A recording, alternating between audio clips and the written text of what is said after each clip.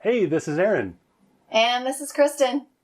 And this is the Drive Mode Show. Whoop. We're going to talk about Toyotas. And minivans in general. Yeah. So Toyota just announced two new vehicles just yesterday. And they're both hybrids by default, which is pretty cool. One of them is a minivan. The other one is the Venza. They're bringing back the Venza.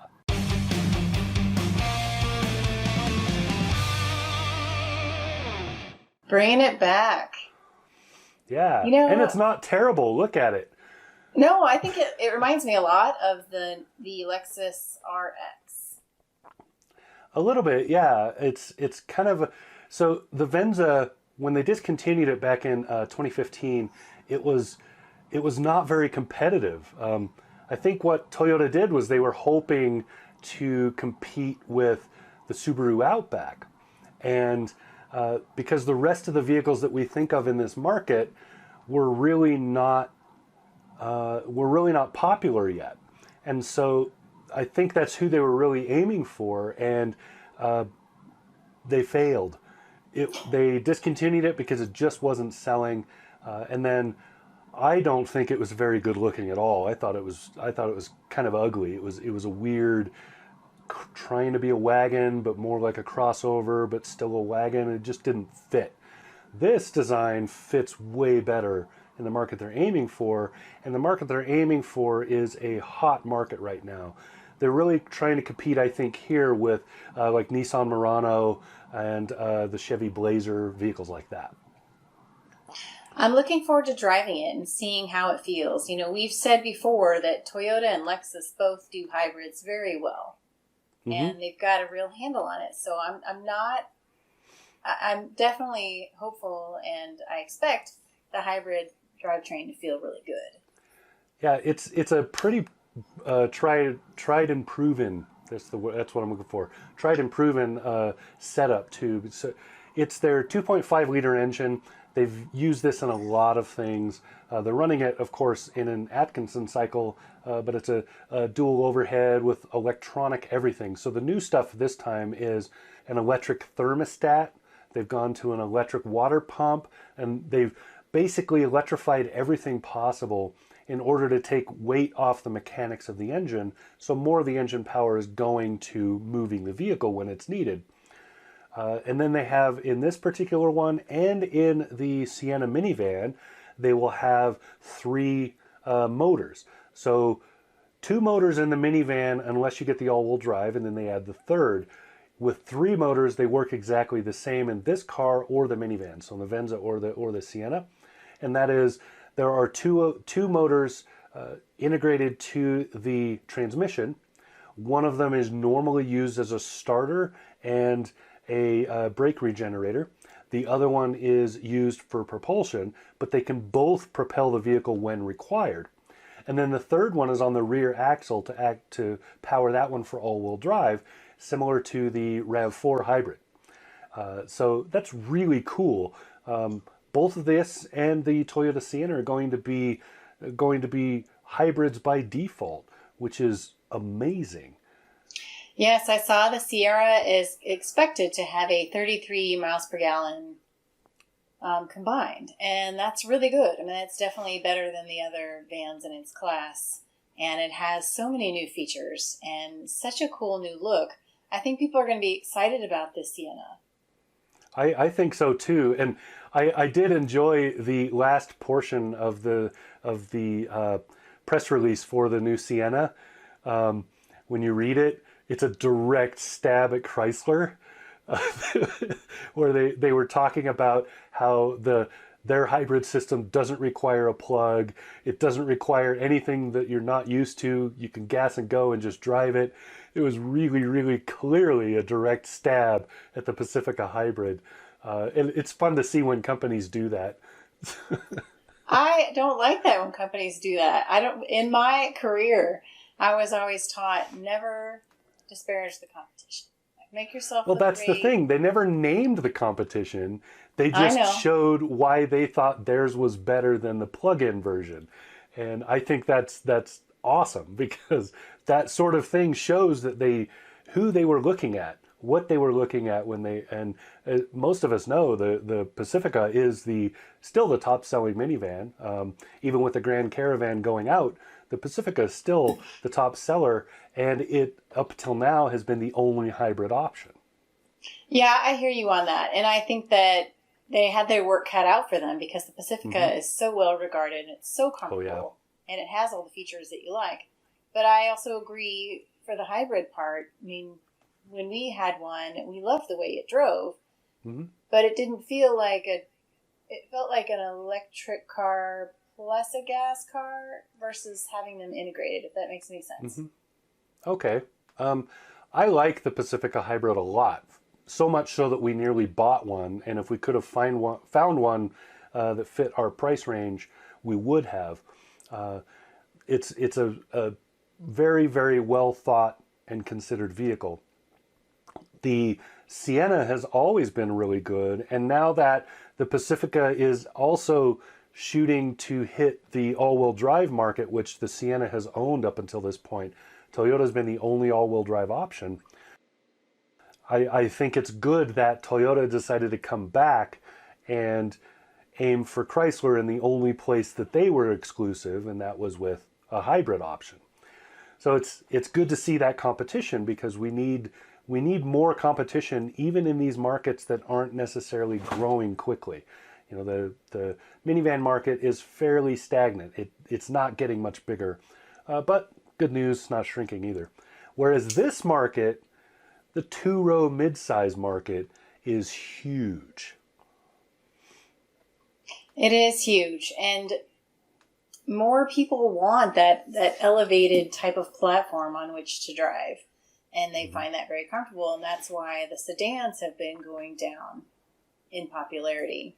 And the two rows are great. I mean, not everybody needs a three-row SUV, but that segment is also really popular.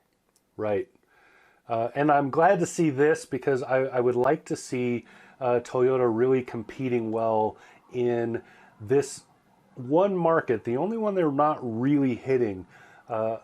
And it's full of really great contenders. The Blazer is a great vehicle. The Murano is a beautiful ride. I would love to see this do really well in that market.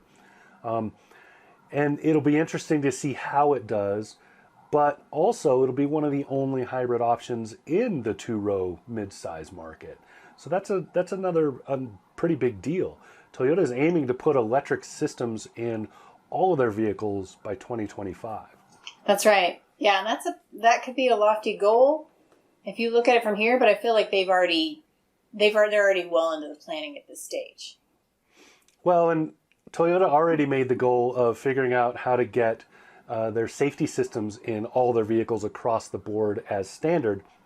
And at the time, 5 or 6 years ago when they announced that seemed like that's a lot of money because it's going to raise the cost of these vehicles by this huge amount. But in the end, it really didn't. Prices have gone up, but they haven't gone up much more over inflation for the last maybe 4 or 5 years. So I think it's very responsible. I really like this, and it's also something we've talked about before. I love that Toyota includes Toyota Safety Sense 2.0 on all of their vehicles. To compare, the Honda Odyssey for 2021 is going to include Honda Sensing, even at the base level, and it didn't before. Right. And I'll be not surprised at all if we see Honda come out with something to compete with these other two vans and keep the Odyssey active. But we can't say what that would be, and I can't because Honda doesn't have strength in either of these setups. They're pretty good with all-wheel drive, so we could see that, but they really have no hybrid backdrop for a vehicle this large. They would have to retool a system for a much smaller vehicle to make it happen. But an Insight Odyssey would be great. That would be great. And I saw for 2021 as well that the Odyssey is getting a facelift. So the grille and the face is going to look more like the Pilot, which is very popular. And I think it helps people kind of get over that stigma of, oh, I'm driving a minivan. And minivans, there's so many great things about minivans that people don't realize. You know, getting in and out so much easier for both kids and for aging parents. It can carry so much. You can transfer it from a passenger van, transport it from a passenger van to a cargo van, but just moving a couple seats. Yeah, or even pulling them out. Pretty much every model, you can either pull them out or with Chrysler, fold them into the floor. Right. And they're exceedingly versatile. Talking about style, though, you were talking about, the Odyssey is going to update next year. What do you think of the new look of the Sienna? I like it a lot. I've seen a lot of the headlines I've read.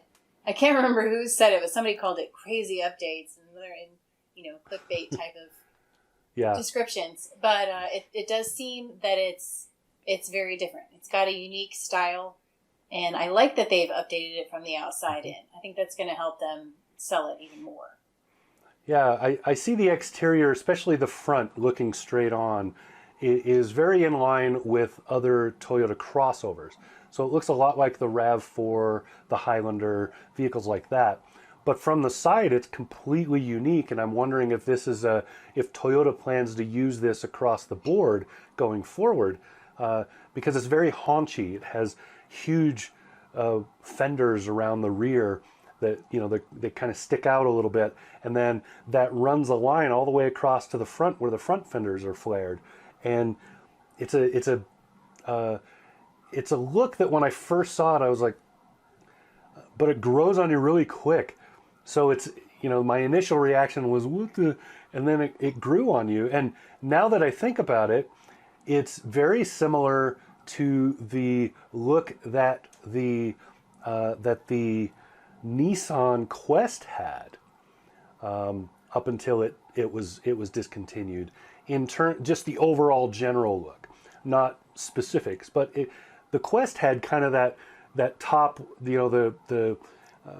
it angled down like you would expect, and then it flared out right at the bottom. And the Toyota's kind of doing the same thing. I think like it looks that. way better on this one than it did on the Nissan. I like that word haunchy that you used. And I think it gives it a more muscular stance. It's more like, yes, I'm going to grip the road. It makes it look wider. So at the curb presence, they did the same thing with the Camry in the latest update, and then the update before that, they did it twice. They widened the stance at the curb so it looks wider, and that gives it a more low and muscular presence. So it makes it look more like, in the Camry's case, it makes it look more sporty. In the minivan, it makes it look tougher, makes it look more capable. It does, and you probably know this, but when they first built the Sienna, they built it on an extended version of the Camry chassis, and they called it the Camry of minivans. Yeah. In their marketing materials. So they really capitalized on that popularity of the Camry. The Camry has been a great car for a long, long time, and so you really use that to catapult it up to where it is now. Mazda did something similar. The Mazda 5 was a Mazda 3 with a stretch. But marketing wise for Toyota, early on especially in the 80s and the 90s, the Camry was the Toyota, right? When people thought of Toyota, they only thought of that car. They didn't really think of any of the other vehicles offered. Even the Toyota pickup was just kind of a over there thing. Most people just thought of the Camry.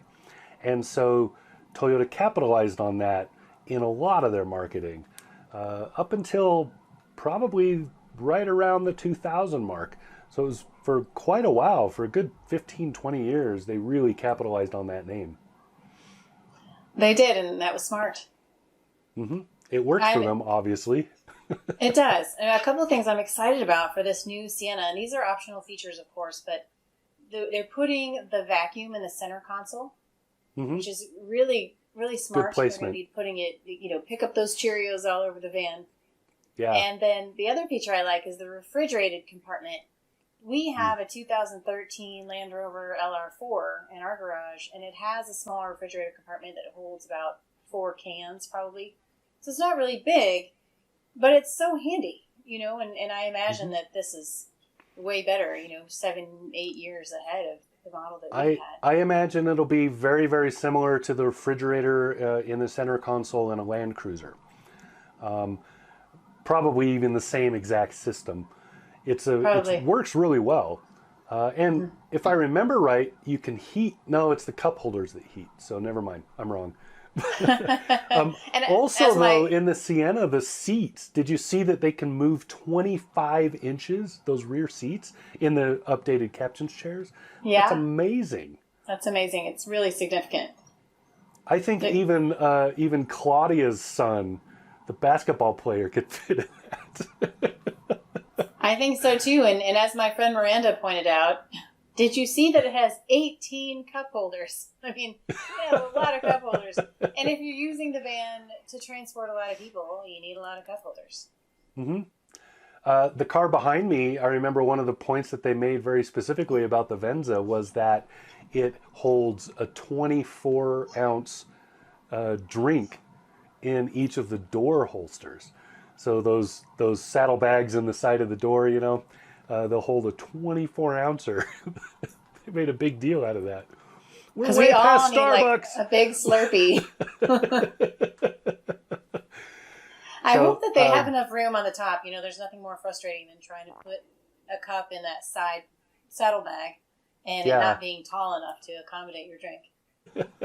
I'm looking forward to having both the Sienna and the Venza in my driveway. Oh, yeah.